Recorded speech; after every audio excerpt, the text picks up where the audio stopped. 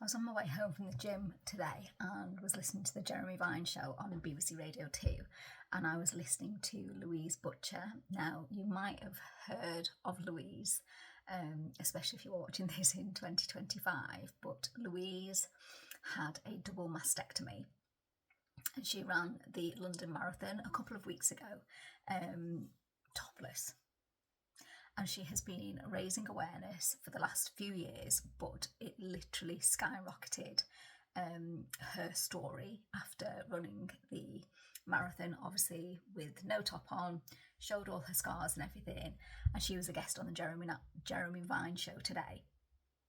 And obviously callers were ringing in, so I was listening to their stories, what Louise had to say about her story. And I can't quite remember if it was a caller who said it. I think it might have been a caller who said that she had her surgery a good 10 years ago. She had one breast removed, and the breast that had remained, she wasn't allowed, the surgeon didn't allow her to have the double mastectomy, which interestingly, Louise only needed one breast removed, but she opted to have both of them removed, not medically, but from a personal perspective, and her surgeon in 2022 allowed her to do that, which seems really bizarre, doesn't it, to think that somebody is given that permission to say you can or you can't do something. And anyway, the caller from 10 years ago said that she had one breast removed, she wasn't allowed to have the other breast removed, but they kind of leave a flap of skin so that you can then opt to have reconstructive surgery. Okay. Whereas Louise, on the other hand, she was again given that option to have reconstructive surgery, leave that flap of skin so that if she did want to at a later stage, she could have a breast implant. Louise opted not to do that, and she has had both of the sites almost like sealed, so she is completely flat. Now, it just reminded me back when I was 21 years old. So I'd been diagnosed with ulcerative colitis at the age of 19, just 19. I turned 19 in the November of 1990.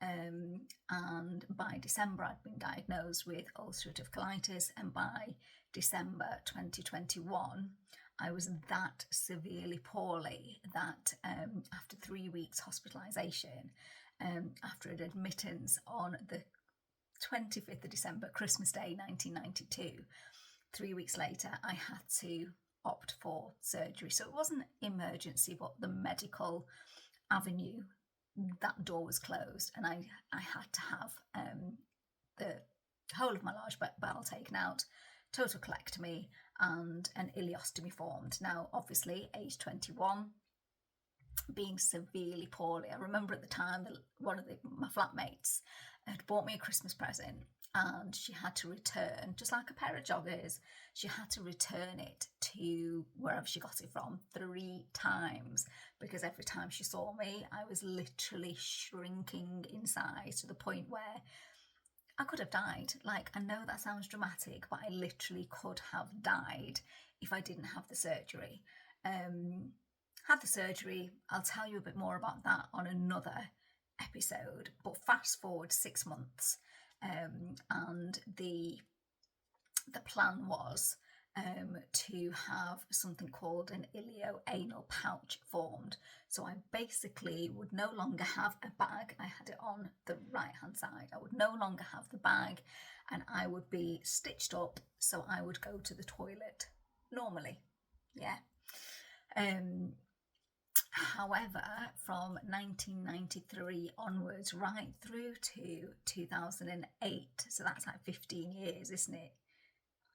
Yeah, 15 years. For 15 years, I struggled so much with my health. It was horrendous. The 6 months that I had my ileostomy, like, honestly, even as a 21-year-old, I was in happy land. I was so happy because I no longer had the pain. But the surgeon said that the next step was to have this ileoanal pouch. And I've said on previous episodes, I didn't really read into it much. I just went with the flow. I was just enjoying life. I had a brilliant time, age 21, and I really didn't think much about my health, if I'm honest. I was pain-free, I was playing out. Yes, I did have the bag, but honestly, in comparison to the pain that I had endured, it was literally nothing in comparison. Anyway, I had the ileoanal pouch formed, and like I said, 15 years later, like, I was in dire straits. It was horrendous. However, I would never... No, I'm going to leave that for another episode. But my point of this video today is that sometimes the medical profession, like, they almost control your life.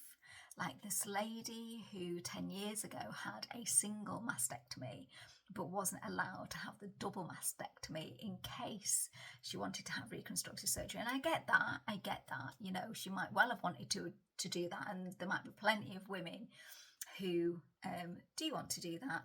But then you hear the horror stories of what has happened. I don't know anything about breast cancer, so I'm not really going down that avenue. But for my story, for the 6 months I had the ileostomy, like, I know that I was pain-free and I was in a much better place. But medically, that's what they decided was the next step. So as a 21-year-old, they did even tell me at that time that the pouch would maybe last 10 years. But for a 21-year-old to think 10 years in the future, as a 31-year-old, it is like so many years. You never think as a 21-year-old that 31 is like just round the corner. But we all know as adults how quickly time passes by. The decades, not even just the years, the decades whiz by. And had I had the wisdom of hindsight, I probably wouldn't have gone down that road. I probably wouldn't. But I just went with medical advice, and spent 15 years in pretty much agony, like, honestly. I will touch on this again on another episode, but I just found it really interesting. I wanted to film this today because it has literally just been on the Jeremy Vine show, and obviously Louise Butcher is in the news. She's appearing on, you know, This Morning and all sorts of different TV shows, radio shows, what have you. And she has got a really important message to share. She's getting discussions, she's getting people talking, she's getting negative responses from people as well.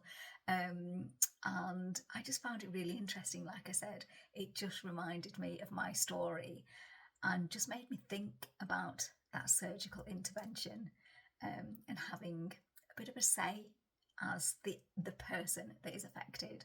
But I've still got a very positive outlook on everything that happened, even though I was in agony and discomfort for many, many years.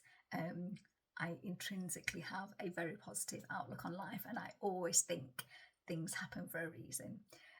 So yeah, thank you for listening. Please do subscribe. Please add some comments if you are affected by any potential illness, or you might know somebody who is, then please do add some comments. Let me know if you've got any kind of questions or queries or what have you. I will do my absolute best to try and answer them. So yeah, have a beautiful day.